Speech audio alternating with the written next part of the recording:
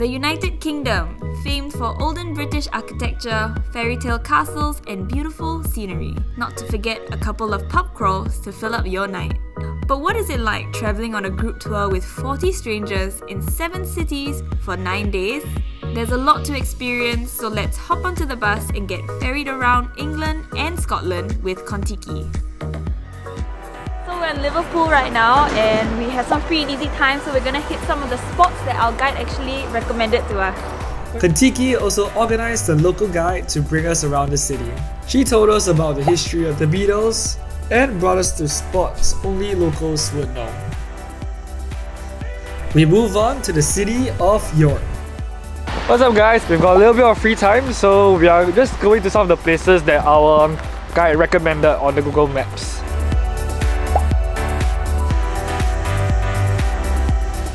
As people are fast asleep in the small hours in the middle of the night, what people find is they're disturbed by an intruder in the room. As they lay in their beds hearing this sound of somebody moving around, what they see is a figure come and stand right next to the bed. First reaction of a lot of people to reach out, turn the bedside light on. As soon as light fills the room, that figure is gone. So we're heading for a lake cruise in a bit, but right now the weather is not very lake cruise. Welcome to Britain, darling. This is a summer's day. The weather didn't really clear up, but hey, bright side, we had time to chill inside the cruise with our new pals. We are in Lake District National Park having snowball fights.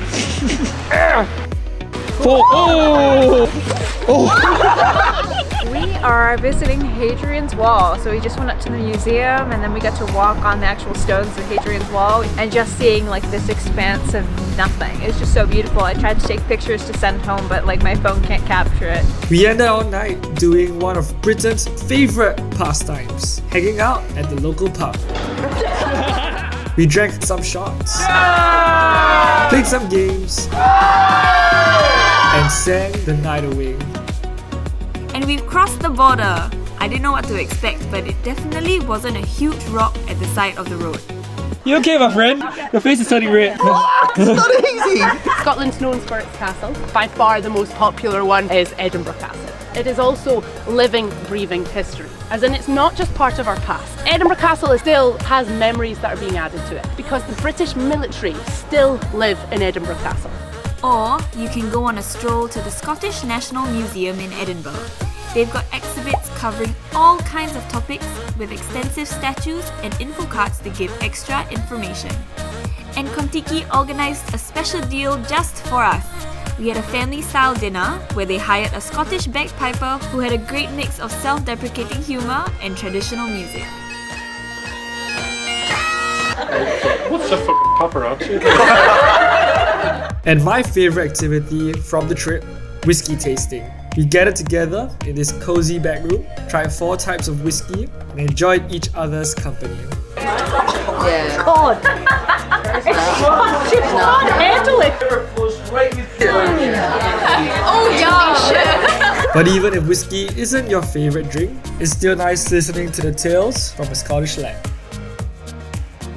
We start our day in St Andrews, the UK's oldest university town. If you think of an old British town, this is exactly what it looks like.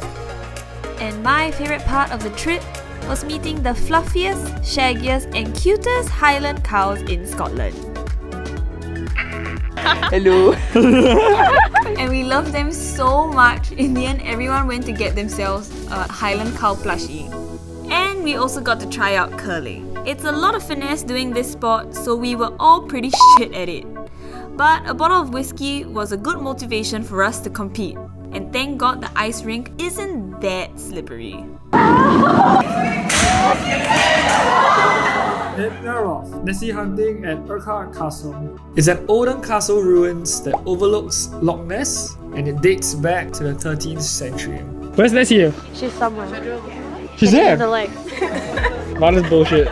We took a quick stop at a hilltop that has a beautiful view of a lake and the Glenfinnan Viaduct, the railway in the Harry Potter movie. How's the wind? You know, it's really not that bad. Our last castle for the trip was Stirling Castle. It was the most engaging, with exhibits inside that let us interact with the tools and textiles from that time. And it has this ridiculous view over the city. Farewell dinners are bittersweet with these kinds of trips. You're sad to go, but you're also happy to have met such beautiful humans. You've just got to savor every last minute with these new friends you've met. And before you know it, it's time to go our separate ways. Bye, friends! Traveling with strangers can be pretty daunting, but bonding is almost instantaneous as you start to experience new things together. And there's a lot to experience in a Contiki trip. If you're a solo traveler or just looking to meet other travelers from around the world, this is the trip for you. Because the beauty of the destination only comes second to the memories of the people that you meet on your journey. Thanks for watching, and we'll see you guys in the next one.